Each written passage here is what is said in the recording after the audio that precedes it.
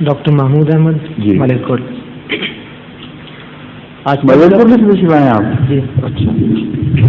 آج کل کا اقتصادی نظام یہاں آپ دلی میں کام کرتے ہیں؟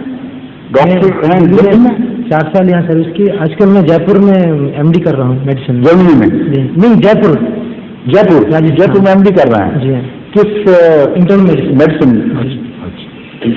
موجودہ دور کا اقتصادی نظام اس طرح کا ہے کہ اس میں انٹرسٹ اور موجودہ دور کا اقتصادی نظام اس طرح کا ہے کہ اس میں انٹرسٹ ایک قسم کا کمپلسری ہو گیا ہے. اور پھر دوسرے بزنسز ہیں جس میں شیئر ہولڈرس کا حصہ ہے اور انشورنس کرانے پڑتے ہیں. کمپلسری گورنمنٹ انشورنسز ہیں. اس کے متعلق کئی بار تذبذب ہو جاتا ہے کہ شریعت محمدیہ سود کو حرام قرار دیتی ہے اور ایون انشورنس پالیسیز وغیرہ کے متعلق بھی تھوڑی مناہی ہے. تو تھوڑی وضاحت کیجیے تاکہ. ویسے آپ دو باتوں کو ملا رہے ہیں. انشورنس کا مسئلہ الگ ہے اور سود کا جو بینکنگ نظام ہے اس کا مسئلہ الگ ہے. ایک زمانے میں انشورنس اور سود دونوں اس طرح آپس میں پیوست تھے ایک دوسرے کے ساتھ کہ ایک کو دوسرے سے جدا نہیں کیا جا سکتا تھا. ہر انشورنس میں سود کا پہلو داخل تھا اور ہر انشورنس میں جوئے کا پہلو بھی شامل تھا.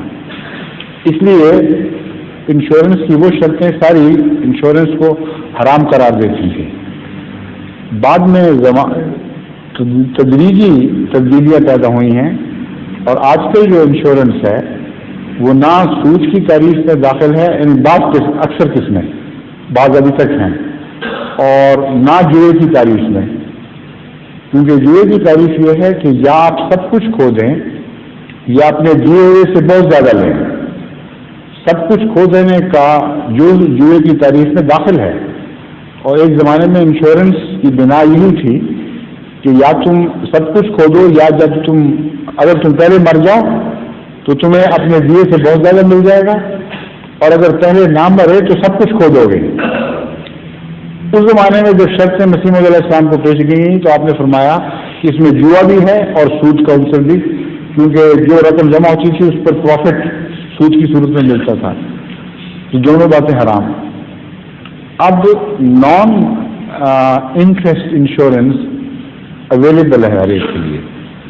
ہر شخص کو اختیار ہے کہ چاہے تو اپنے روپے پر سود لے اور ایسی شرائط پر انشورنس کرائے، چاہے تو نہ لے.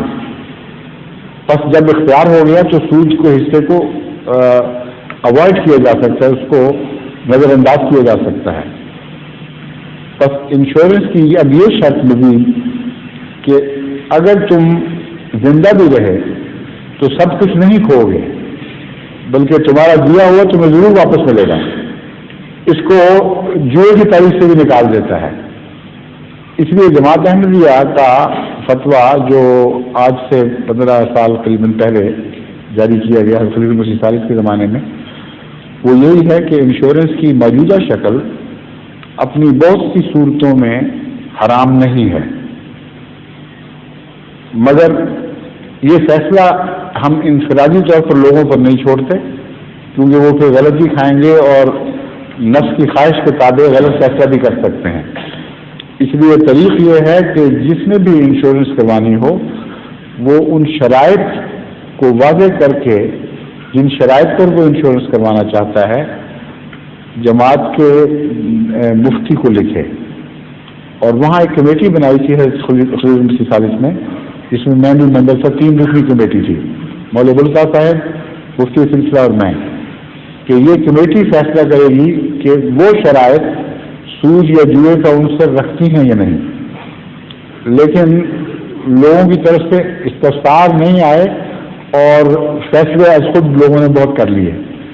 تو بعد میں پھر میں نے اس بات پر زور نہیں دیا کیونکہ بڑا مشکل ہو جانا تھا. جب معاملہ خوب کھول دیا گیا ہے اور سچ اور جھوٹ میں تمیز ہو سکتی ہے تو احمدیوں کو خود چاہیے کہ جوئے اور سود کے عنصر سے بچ کر جو انشورنس کروا سکتے ہیں وہ بے شک کروائیں.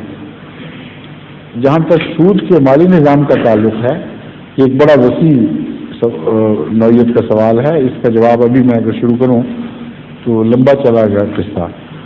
اس سلسلے میں بہت سی گفتگو پہلے کر چکا ہوں اور ابھی ریسنٹلی جو میں نے وہاں ایڈریس کیا تھا انگلینڈ میں اسلام اور دور حاضر کے تقاضے، اس میں ایک حصے پر میں نے اس پر گفتگو کی ہے.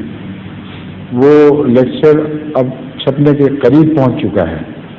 وہ جب آئے گا تو اس سے مطالعے سے آپ کو یہ ثابت ہوگا کہ سودی نظام نہیں جیتا، نہ جیت سکتا ہے، بلکہ لازماً بنی نوع انسان کو آخر ہلاکت کی طرف لے کے جائے گا. اور اقتصادی لحاظ سے اس کے کیا شواہد ہیں، یہ باتیں میں نے اس میں ڈسکس کی ہیں. تو جب وہ چھپے گا، چونکہ بہت لمبا مضمون ہے اور گہرا ہے، اس لیے ابھی میں اس کے اوپر کچھ مزید نہیں کہنا چاہتا. ظہور مہدی آخر زمان ہے.